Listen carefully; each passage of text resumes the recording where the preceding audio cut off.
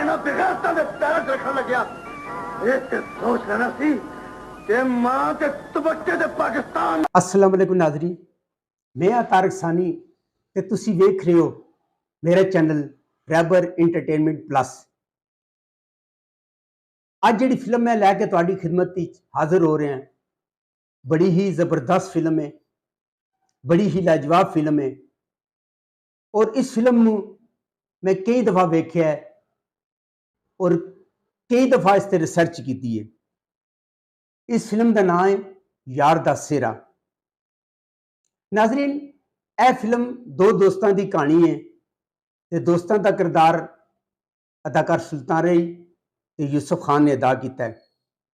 और मैं तुहानू ये भी दसता जावां कि यह फिल्म तुहानू यूट्यूब पर नहीं मिलेगी। यह फिल्म 13 फरवरी 1976 बरोज़ जिम्मा रिलीज़ होने वाली एक एक्शन तो भरपूर Punjabi black and white film सी। इस फिल्म के अदाकार सन सुल्तान रई, आसिया, यूसुफ खान, शहनाज, सबिया खानम, मुस्तफ़ा कुरैशी, अफजाल अहमद अलियास कश्मीरी, अली इजाज, रजिया, जरका तेतानी बेगम, हदायत इकबाल कश्मीरी, फिल्मसाज AR रियाज, मुसन्निफ रशीद साजिद, म्यूजिक सफदर हुसैन। एक पुत्र दे तेरे सावां नूं एक मां ने अपने अथरुआं दा बन ला के ढक लिया है ते दूजे पुत्र दा इंतम मौत बन के ते कैमरामैन सलीम भट्ट, शायर सन वारिस लुधियानवी, गुलकारा नूरजहान, माला ते मसूद राणा। इस फिल्म में सुल्तान रई ते यूसुफ खान दो दोस्त होंदे ने ते आसिया पिंड दी एक अलग मुटियार होंदी है।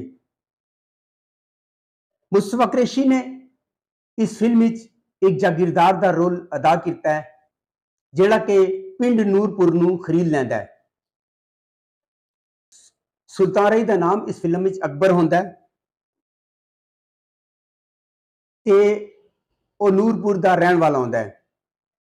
मुस्तफा कुरैशी आसिया ते गलत नजर रखता है, जिसकी वजह तो अकबर, सुल्तान रई और मुस्तफा कुरैशी के दरमियान लड़ाई होती है और उन्होंने दोनों की दुश्मनी का आगाज होता है। इस फिल्म में यूसुफ खान ने भी जानदार एक्टिंग का मुजाहरा किया है और मुस्तफा कुरैशी भी तुहानू अपने फन की बुलंदियां ते नजर आएंगे। अलियास कश्मीरी, अफजाल अहमद, हर एक एक्टर ने अपने हिसाब के नाल शानदार एक्टिंग का मुजाहरा किया है। गर्ज के एक लाजवाब ते कामयाब फिल्म है। ते तुहानू मैं ये जरूर कहूँगा जिन्ने प्यार दे अथरू वगाए ने अज मेरी अखां उन्ने खून ते अथरू डोलन लगियां। ओए अपनी अखां कड्डण तो पहला तुसी ये फिल्म लाजमी देखो, तुहानू बहुत मजा आएगा। अगर तुहानू मेरी मालूमात अच्छी लगी होवे ते मेरे चैनल नू सब्सक्राइब, लाइक ते शेयर कर दिओ ते मैं तुहाडी मुहब्बतां दा मुंतज़िर रहांगा। नेक्स्ट वीडियो तक अल्लाह हाफिज़।